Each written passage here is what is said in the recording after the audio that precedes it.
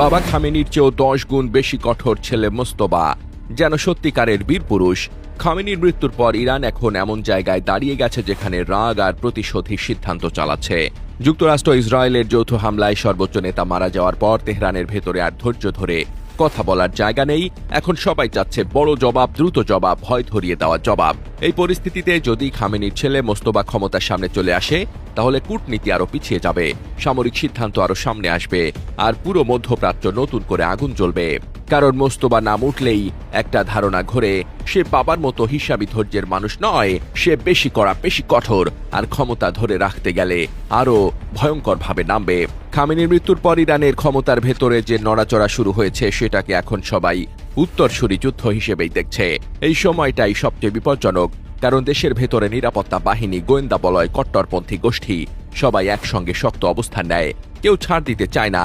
এই ভেতরের খেলায় মোস্তফা নাম বারবার আসে, কারণ দীর্ঘদিন ধরেই তাকে পর্দার আড়ালের শক্ত মানুষ হিসেবে বলা হয়। ইসলামিক রেভলিউশনারি গার্ড, গোয়েন্দা সংস্থা আর ক্ষমতার ভেতরের লোকজনদের সঙ্গে তার প্রভাব আছে বলেই আলোচনা। বিরোধীদের কাছে সে আতঙ্কের নাম, আর কট্টরপন্থীদের কাছে সে শক্ত হাতে দেশ চালানোর লোক। 2009 সালের বিক্ষোভ দমন করা দমন নীতি, এসব ঘটনার সঙ্গে তার নাম নানা সময় উঠে এসেছে বলেই তাকে ঘিরে ভয় আরো বড়। আলী খামেনি অনেক সময় ধাপে ধাপে চাপ বাড়ানোর নীতিতে চলতেন, অনেকটা হিসেব করে, সময় নিয়ে, কৌশল করে। কিন্তু এখন ইরানের পরিবেশ বদলে গেছে। শীর্ষ নেতৃত্ব আঘাতের পর প্রতিশোধের তাগিদ এতটাই তীব্র যে নরম কথা বলার জায়গা ছোট হয়ে গেছে। সাম্প্রতিক মিসাইল আর ড্রোন হামলাগুলো নিয়ে ধারণা করা হচ্ছে, সিদ্ধান্তগুলো আরো কঠোরভাবে নেওয়া হচ্ছে, এবং এর ভেতরে মোস্তফার ভূমিকা থাকতে পারে। যদি সে সামনে আসে, তাহলে ইরান আরো আক্রমণাত্মক হবে, প্রক্সি নেটওয়ার্কে আরো জোরে চালাবে, আর যুক্তরাষ্ট্র ইসরায়েলের সঙ্গে সংঘাত আরো বড় হবে। কারণ তখন শেষ কথা হবে শক্তি দেখানো, সমঝোতার চেষ্টা কমে যাবে। এই বদলের প্রভাব শুধু ইরানেই থাকবে না, লেবানন, সিরিয়া, ইয়েমেন, ইরাক, এসব জায়গায় ইরানের যে নেটওয়ার্ক আছে, সেগুলো আরো সক্রিয় হয়ে উঠতে পারে।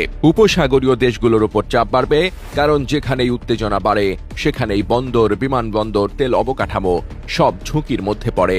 একই সঙ্গে পারমাণবিক কর্মসূচি আর বিশাল মিসাইল ভান্ডার নিয়ে পশ্চিমা উদ্বেগ আরো বেড়ে যাবে।